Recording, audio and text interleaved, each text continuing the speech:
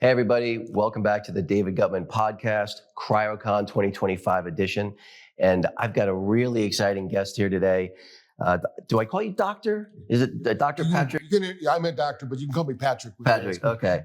Well, so founder, inventor of BrainTap and CEO, went to Quantum University, an NLP expert, master trainer. So I have an interesting backstory about NLP. So when I was in my mid-20s, I dated a girl who was a professional interrogator for a chain of women's clothing stores. And she had learned NLP, and she used NLP techniques to interrogate people, to look at their eye movements to determine when they were being truthful or not. And it was dating someone who you literally could not lie to. Right. She's like, how does my butt look in these jeans? I wouldn't even answer. And she would tell me I'm lying. Right. I'm like, I didn't even say anything yet. Right. She was right. I was going to lie. Right. But I'm just curious how much NLP and that background has sort of fed into, and like, what got you into this space in the beginning? Well, I was very fortunate. My dad was an alcoholic. Oh. I would say, it's not a liability. He got help with something called the Silva method. And they had, if we were in one of his meditations, which I spent my childhood setting up seminars for him to do his talks, and he would teach people to go to the level they called, this was alpha. So if you think about, most people are out there in the world in a high state of sympathetic drive. Sure. And in fact, if you're an entrepreneur watching this, you probably know that your success is probably what's holding you back because you're driving too hard. It's not really about that. But we have to take those times of rest. No, we can't get out of that brain. With that other brain is called beta. We need that brain, but we don't need it full time, all the time, because that causes that hypervigilance, like PTSD and things like that. Mm-hmm. We need to drop out of that and drop into alpha. That's what we'd learn. So from my childhood, I've been learning about this, doing this, and I went to school for electronics at a school called Ferris State in Michigan. And so when I went through, I didn't use that because I wanted to work with my dad. Right. But then through a turn of events, I met up with a group called Light and Sound Research. Mm-hmm. And we invented the very first portable light and sound machine in the 80s. And actually at the same time I met them, I met Richard Bandler and John Grinder. They were still together at that time. Actually, she turned me on to Frogs and the Princes and Reframing. Yes. Which were like, those are like the grandfathers of NLP, right? Yeah. And you actually get to meet those guys? Yeah. So they actually ran the classes, which was really nice. Wow. And then they had, of course, master trainers. Right. My dad was a big one on, nobody talks about the cost of an education, and then they never talk about the expense of an education, but they never talk about the cost of ignorance. So we were always training. Right. I still do trainings. Even here, I'm going to learn something. I'm going to sit in the classes. We're going to learn something here. And he kind of developed that. He said, because we're either green and growing or we're rotting. And now we can take, in neuroscience, we can use Bruce Lipton, where he says the cells are either in growth mode or in protective mode, really. So we always want to be in growth mode. And so my whole thing was, I just kept evolving. And then I happened to be the last one standing with the group from Light and Sound Research. There were 6 of us that invented the first one. Right. And I've done many things along the way, but this unit here, we're so proud of because it's all one piece. It used to be, think of like the old stereos where you'd have to stack components, right. And so it was a big hassle, all the wires, Now with technology, a lot of people misunderstand Bluetooth. It does affect some people, but it's a direct line. Once you're connected, there's no, some people say, I won't use Bluetooth because of this or that. I go, well, open up your phone. How much Wi-Fi you got? Usually there's 5 or 6 Wi-Fis going through you, all the radio stations, all the TV stations. Right. So, but you can cord it as well. But the whole thing is now it can be wireless. Well, let's talk a little bit about, because you made a point earlier about, people, just grinding, right? Just, and, you look at a lot of the influencers out there, and Alex Hormozy, Grant Cardone, a lot of these people like, David Goggins for fitness and stuff like that. It strikes me that these people don't necessarily strike me as particularly happy and well-rounded. Right. They're so busy grinding that they're not busy living. I'm curious from a brain standpoint, what does that look like? And what's your opinion about that? Yeah. What'll happen is it is like when you say grinding, it's grinding their frontal lobe, the executive function. Mm-hmm. And what happens is we actually did a study with this, with Julia Arndt we did a study with Microsoft and Google. These are programmers. These are top %. So she calls me up. She says, Patrick, we want to do a study with Google and Microsoft. They're scared that their top performers are going to get burned out. Right. And this is what we're talking about. You keep going. You don't know when you're going to burn out. Obviously, you just keep going. So with this group, I said, okay, all we need to do is have them do a BrainTap session at 2:00 in the afternoon. First thing we told them is we can't do that. We can't take 20 minutes off. And most people don't realize that they're actually being recorded every keystroke. Okay. And that's how they make their money. These are coders. Right. So it's not a great job. You don't get to go eat pizza and write down slides and drink wine. That's the promo video for Google. But it's not the real deal, or Microsoft. You're working. Those guys are working hard. Yeah. And so, but I said, you give me 20 minutes for 2 weeks, I guarantee you will never not take that 20-minute break. Okay. Now, you can do the same thing, just doing a power nap, doing some breath work, but I've never seen anything work like BrainTap does. So what happened was, in the study, we did a lot of different things, but in this part of it, because they were recording everything they did, we had metrics. We published this study, by the way, and we found out that they actually, when they took that 20-minute break, we call it a brain break, in the middle of the day, they actually produced 26% more work product, which meant they actually got a day and a quarter more work done by taking a 20-minute break. Wow. And so this is proved over and over again in different studies. But the big thing, we never had them listen to a sleep program. We have sleep programs, but they never listened to one. Their sleep improved 47%. Their happiness score improved 54%. Their home life balance improved over 80%. Just because think of every cell of your body like a kinetic energy machine. Right. It's got piezo energy, really. That's why we like to jump on a mini tramp or you run. You're squeezing out that energy. But let's say there's no place for that energy to go. It's like a light bulb. If I have a 30-watt light bulb and I'm sending 50 watts through, it could do it for a while. And maybe even outperform other 50-watt bulbs. But then eventually, if you don't fix the circuitry, which I'm calling the nervous system, if we don't fix the nervous system, you can't handle success. Well, give me dummy it down for me, okay? Dummy it down for the audience, because you're using sound and light, right? And what is it doing to help rewire the brain using sound and light? And give me the fifth grader version. Okay, so we all know they mapped the human genome, right? We've heard that story. Yep. But what they said in 2003 was, we mapped the human genome. Now we know where 1% of your genome is. Okay. Now, could you imagine graduating from school and, hey, I'm just graduated, I answered 1% of the questions? Right. No. But in 2018, they found out that 99% wasn't junk DNA. Okay. It actually changes every 40 seconds. So that means 99% of who you are sitting here, listening, watching, you've changed every 40 seconds, every DNA pair, which then sends energy, because this DNA that's through your body is actually a crystalline substance. If we were to take the DNA just from you, stretch it from this room to Pluto, we still have more to spare. Okay. That's how much, in this light energy, this DNA is not dormant. It's not just sitting there like the 1% is, because think in physics, you always need 3 vectors. So this is the one vector that's always constant. The other 2 change. That's your thinking and your environment. Okay. Those are expressing through your DNA. Now, if you don't have enough light energy, which they've actually done a study where they took pessimist and optimist, and they can actually record you right now as we're sitting here, and everybody watching, listening, whatever you're doing, you are emitting 810 nanometer light, between 810 and 850 nanometer light. You personally are. Okay. Your cells are. They call it biophotic exchange. That information is sharing information with the cells around you. Okay. So this is inherently you. What we're doing is not anything abnormal. This is what you do. So let's say we're looking at blood and guts and vomit, right? This body. We think this is us. No. The National Institute of Health in 1994, if you go to their website, they say we have a biosphere. All illness starts in the field. They say that. Why they give us chemicals called pharmaceuticals? Right. It's probably got to do with money, not to do with the reality of what is. Right. Because what happens even when you put a medicine in, just like light, sound, and vibration, that medicine has a frequency, a vibration. It's going to go into your system. Your cells are going to interact with it. Right. It's either going to accept it and get a benefit, or it's going to reject it and you're going to have not a benefit. And they're going to say, oh, that one didn't work for you. Let me put this one in. So is the light and the sound like resynchronizing things? Like what is it doing? So, well, number one, when you meditate, a lot of people, we know we have a propensity to want to get outside of our environment. We stress out, then we relax. So just think of ancient times. How did they relax? They would have a fire. Right. That fire was light. What most people don't understand is that fire is actually flickering at 10 hertz frequency, alpha. Okay. It's emitting 810 nanometer light because it's burning wood. You're standing around it. This is a biohack. Okay. They figured it out.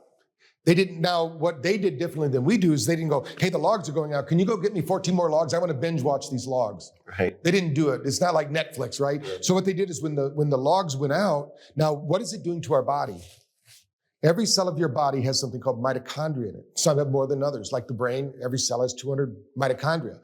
Your eyes have the most mitochondria by square centimeter than any other. And your eyes actually absorb light energy and transmit light energy just like Superman. We just can't see it because it's 8-10 nanometer light. That's why if somebody's walked up behind you and you feel like somebody's watching you, turn around, you felt their frequency, their light. And they actually now can measure your heart rate variability, which is HRV, which most people into biohacking know what that is.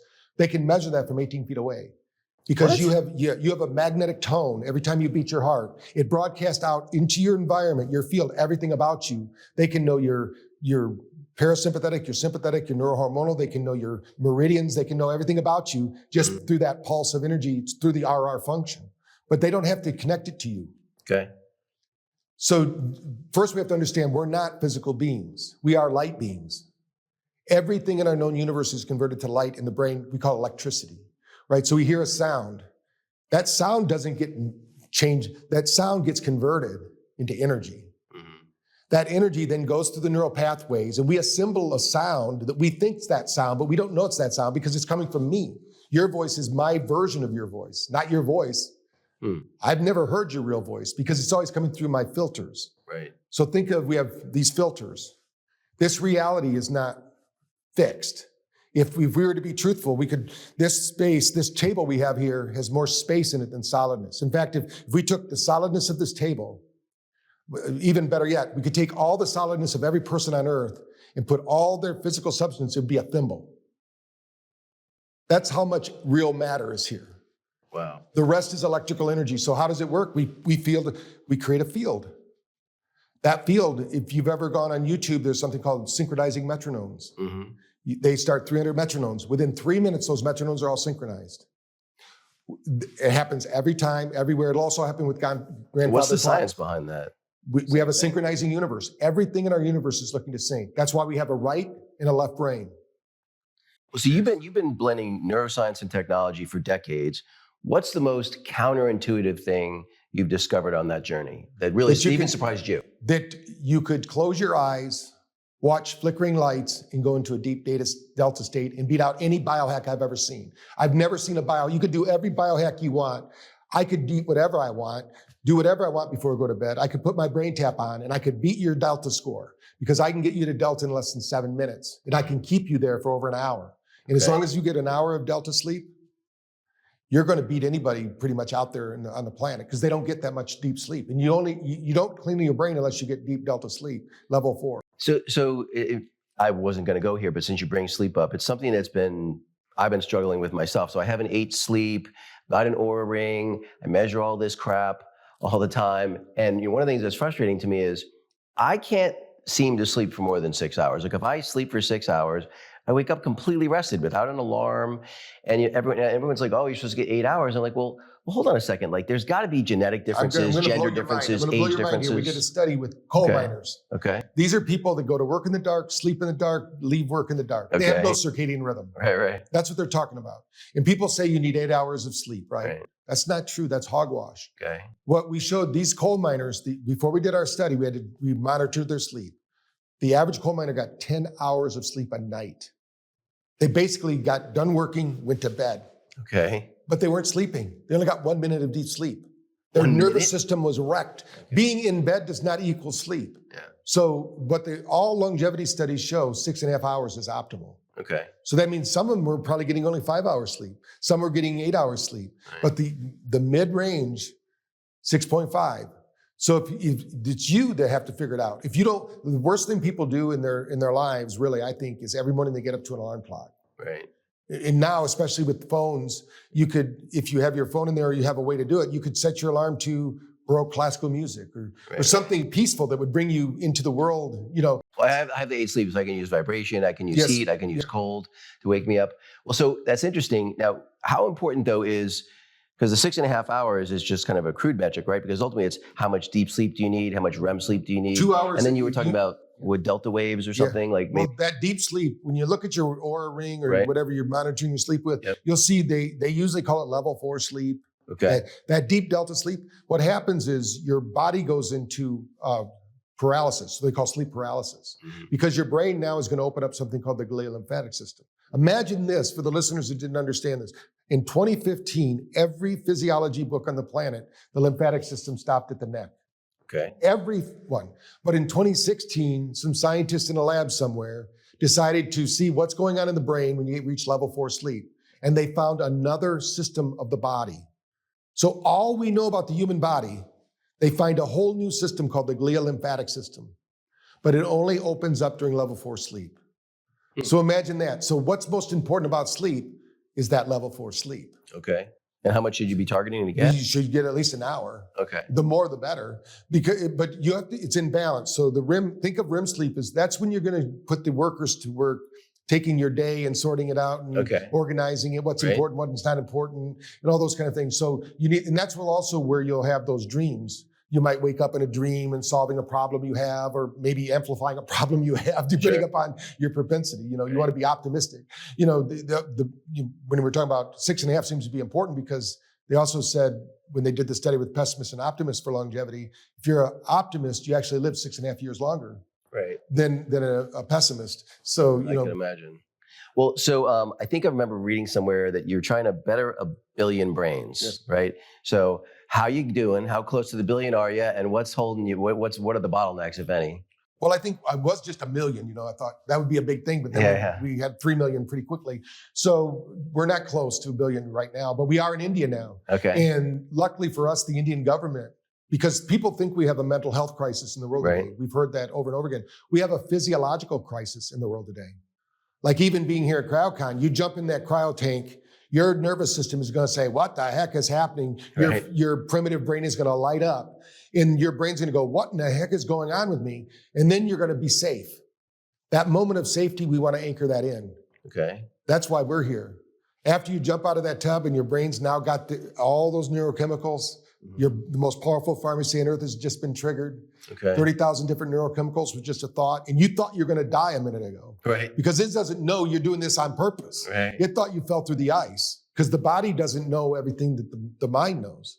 So in that moment, if we can get them into that deep state of alpha and theta, we anchor that in. They get to prolong the benefits, all the benefits they just got. So basically go right from a cryotherapy session right into a BrainTap session? Well, that's pretty cool. Are there a lot of practitioners doing that? That sounds really clever. We have quite a lot. I mean, we've been coming here for a number of years. We're trying to get the word out. I mean, it's one thing that, personally, I think it's amazing they made a business out of people. In Michigan, they used to have the polar plunge, and everybody thought those people were crazy. Now there's whole businesses about this stuff, So, who knows? It's pretty wild. Who would have thought it? Back in the 60s, I would have never thought anybody was going to do that. Well, how important are conferences like this in your experience? And what percentage of the people, are really trying to tap into this kind of stuff versus, maybe, I don't know. It just feels like a lot of people are sort of like, I don't know. It's so sad that it seems like we invest more and more time, more and more money in wellness and health and so forth, and we're getting fatter and sicker. And, I think last year or the year before, really after COVID, was the first time life expectancy dropped in the U.S., in the last 50 years or something like that.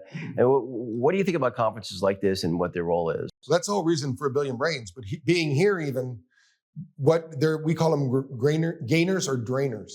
Okay. So think about when you're in your own business, you're doing your own job, you're doing your own emails, you're looking at the social posts, all those things, you're by yourself. Now, what we know is when we're together, we're actually sharing energy and it's synchronizing, whether we want it to or not. That's why we meet somebody for the first time and go, hey, I like that guy. Or you say, man, something about that guy. There's something off about that guy. In fact, they wrote that book, Blink, about it because we know about it. In fact, they've proven that we know when we're going to have a negative thing almost 3 seconds before we have it. Our brain knows it. That's why we start getting that feeling. Think about it. We had a 100 billion neural processor, and it's fed by light energy. So when that light energy goes in and turns on the ATP production, when we're together with somebody, there's a group energy. The reason I call them drainers, we all know them. If you're in practice, when I was in practice, it was that person who come in at 4:30 on Friday when I'm looking forward to my weekend, the one I didn't want to see, and then by the time they're done, you're going, oh my God, that was tiring, huh? Because they sucked their energy, vampires, they suck the energy out of you. So, we have to keep our positive nature. We have to know, and one thing that I learned was there's an infinite amount of energy. Right. That's why we're working in cellular health. Not just to plug the conference again, but that's why you're doing this. We have to stress the body. Right. In order to improve the body. We have to build resilience in the body. We have to build capacity in the body. And that's why these kind of practices do, like walking across fire even, or sitting in a hot sauna. We have saunas here. We have red light therapy here. I mean, all these things are really for cellular health and getting that mitochondria just light up like a big bonfire, and it'll take care of everything else. Let's pivot to the business side. So you've had BrainTap now for a dozen years or so, right? Yep. When did you know the business? Well, first off, you guys raised capital. You're venture backed, or you angel backed, or you just self-funded? We were self-funded for the first 8 years. Okay. And then we brought in some little bit of money on a Series A. But we're not looking for money right now, but we will be, because when we launch India, but we have the second largest incubator in the world is one of our partners. One of them sits on our board. So I don't think money's going to be an issue. It's just a matter of figuring out what we're going to do with the money so we can maximize it, because we're still trying to keep our equipment affordable, not only for clinic use. I mean, that's easy, but for end user use. Because when you go into the clinic, let's say are you going to do a plunge every day, 7 days a week? What are you going to do at home? Because right now, as we're sitting here, Deepak Chopra kind of coined this thing. He said, 90% of the thoughts you have today, you had yesterday. And 80% of those thoughts are negative. So if you're not changing those thoughts, they just keep repeating. That's where BrainTap comes in. And when we're talking about changing DNA, they now know that words and the people you hang out with, but the words specifically change 3,200 gene expressions. The people you're with turn off and turn on gene expression. That's why we're hardwired. Like when you look at the Blue Zone series, we're hardwired for connection. So when you come here and of course you want to find your tribe, you find other people going through the same struggles, figuring out the same solution. I think you just, maybe on purpose or by accident, just quoted Brene Brown from a TED Talk. Because you gave a TED Talk, didn't you? Yeah.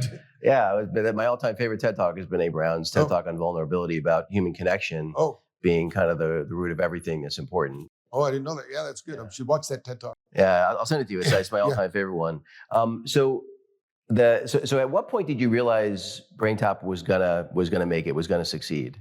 Well, we knew in our minds a long time ago. Back in 2089, we got Best Gadget of the Year at CS show. Oh, wow. But imagine that was before cell phones, before downloads, before, all these things. And so you got this piece of technology and people are putting it in their head. They thought it was more for an acid trip because people were looking more at, psychedelics, and more like a psychedelic experience than it was for psychological. But I think that now, of course, I've got Lifetime Achievement Awards, all these kind of things and all this news and things like that about it.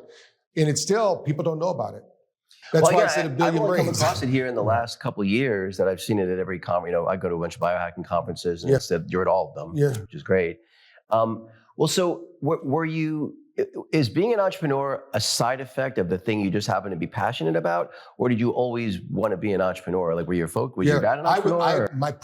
I've always been that person. Like, we didn't have only one paper route. We had 4. Okay. 2 in the morning, 2 in the afternoon. The Detroit Free Press in the morning and the Battle Creek Inquirer in the afternoon.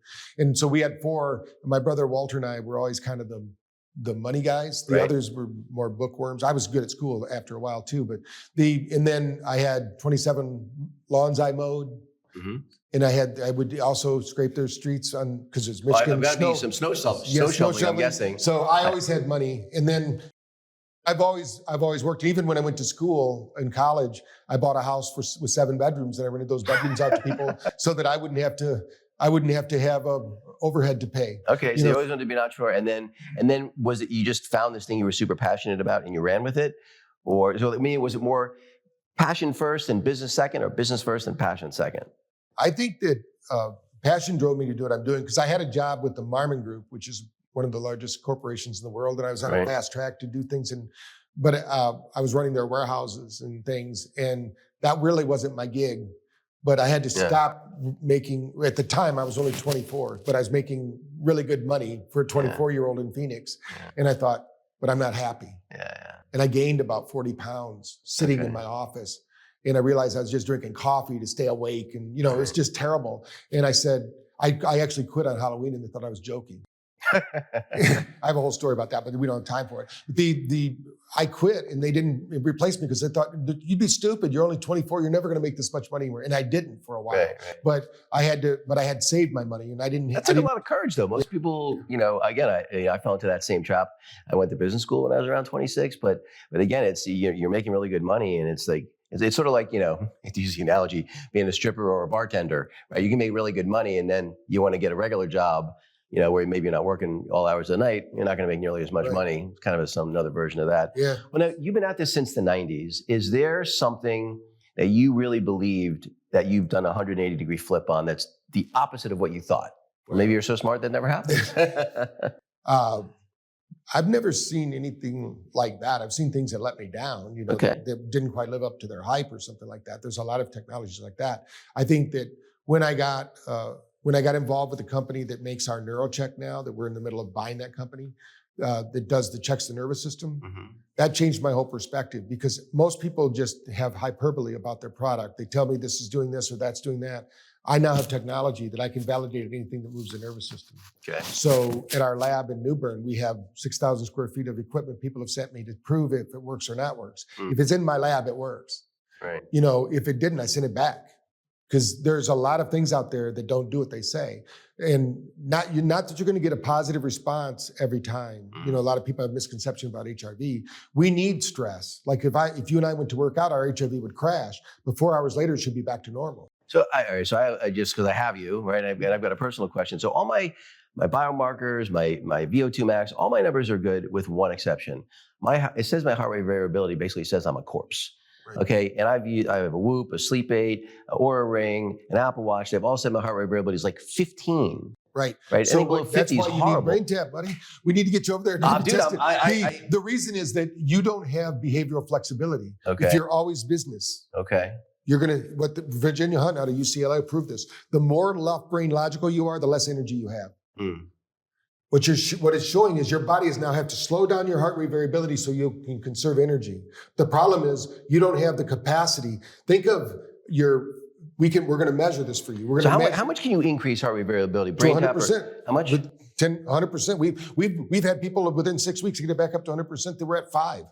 Well, what's a healthy heart rate variability number? Anything over 80. Really? Okay. Well, they'll say anything over 60. Okay. But we say anything over 80 because we want peak performance. Do you think you can get me from 15 to 60 plus? Oh yeah, you're going to see today. Dude, I'm all over that. What it is I've tried everything. I've talked to cardiologists. No one can answer my question. Because it's brainwave flexibility. Okay. They don't realize that yet. They're going to, because every brainwave actually has a corresponding neurotransmitter that it produces. Right. For instance, if you're not producing enough you probably have enough norepinephrine, dopamine, and that because you're a go-getter. Sure. But if you drop down into alpha, you're going to want to have acetylcholine. Okay. All the feel-good kind of neurotransmitters, that kind of daydreaming, that you're out of control. So you got to get used to being in that state. And then when you drop down to theta, which is very difficult to people get into. In fact, I've never seen it. People say they go to theta when they meditate. We've measured in the lab with 30,000 brains. I've never seen it on their own unless they've been trained by BrainTap because you got to get your brain there.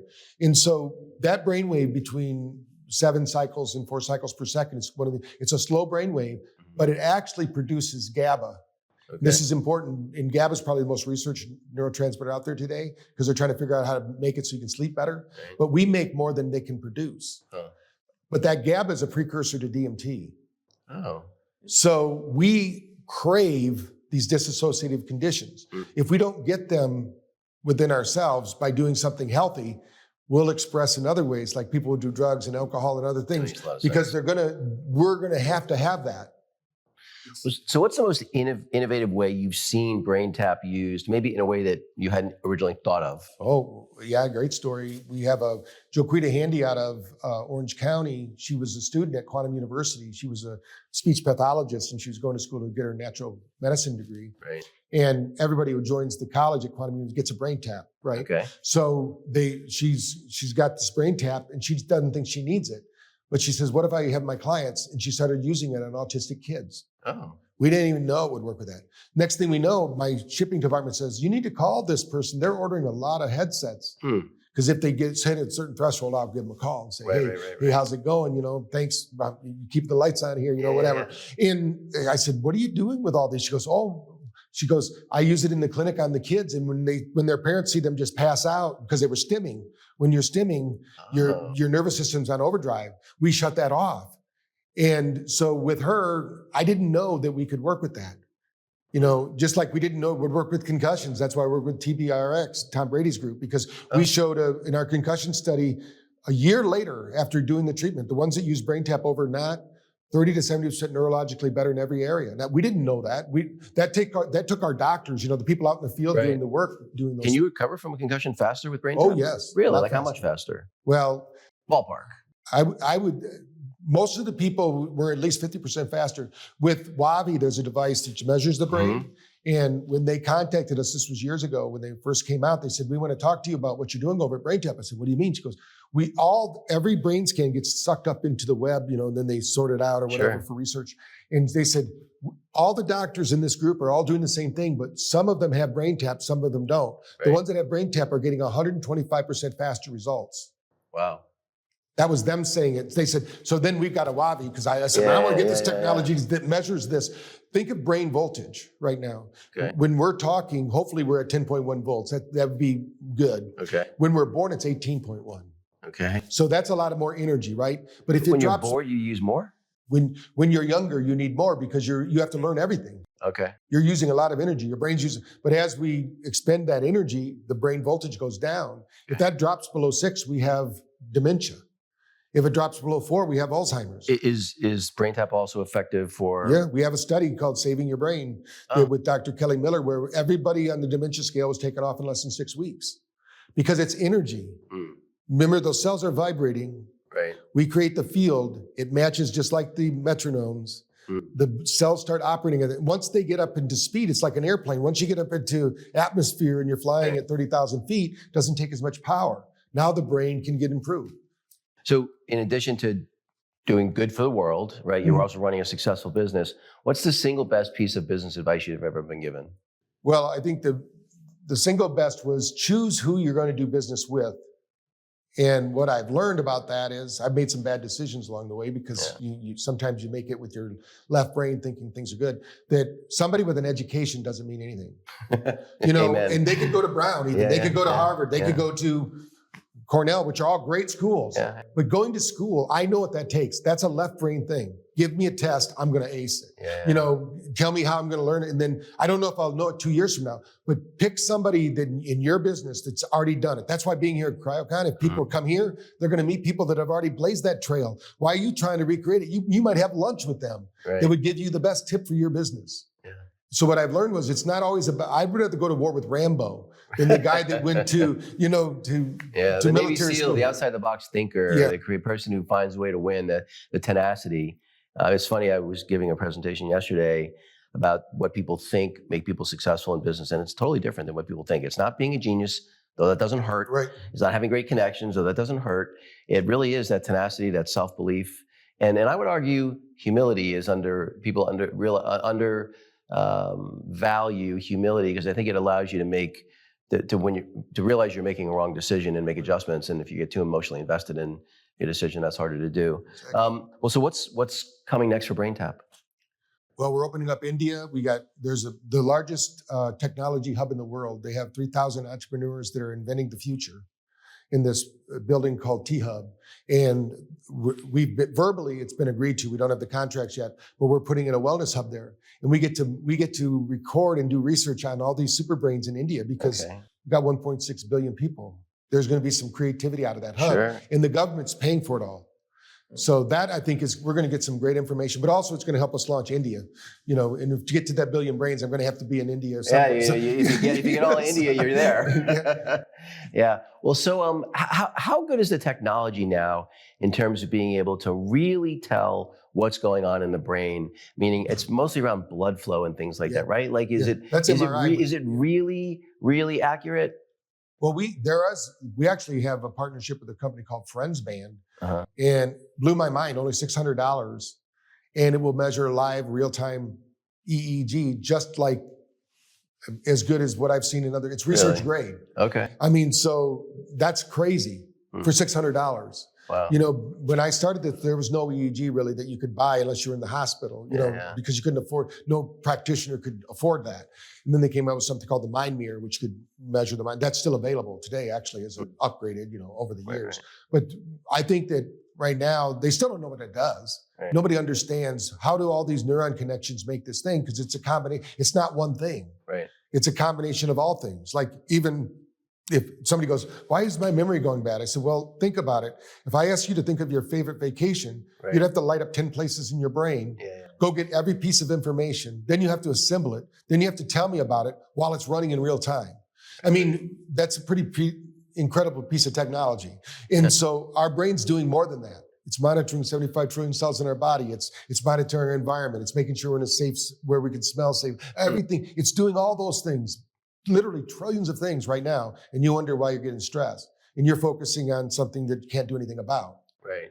Well, so as we look to wrap up here, what do you want your legacy to be? I want my legacy to be that it's far easier than you believe possible. It doesn't have to be complex to improve your life and to, first of all, improve your brain function.